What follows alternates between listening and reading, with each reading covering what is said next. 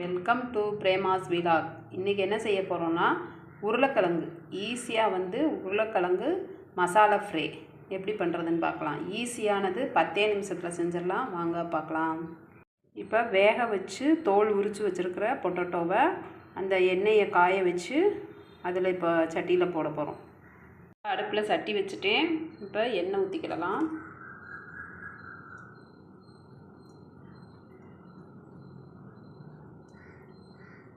இப்போ எண்ணெய் காஞ்ச உடனே இப்போ மிளகாத்தூள்,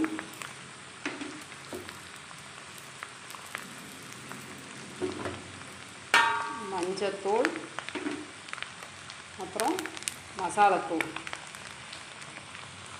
குழம்பு மசாலா பொடி இதெல்லாம் போட்டு கொஞ்சம் உப்பு சேர்த்து இப்போ கிளறி விடலாம். லைட்டாக பெப்பர் போட்டுக்கலாம்.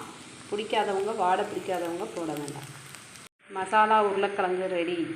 நீங்களும் செஞ்சு பாருங்கள். ரொம்ப டேஸ்ட்டாக இருக்கும். தேங்க்யூ. எங்கள் சேனலை சப்ஸ்கிரைப் பண்ணுங்கள்.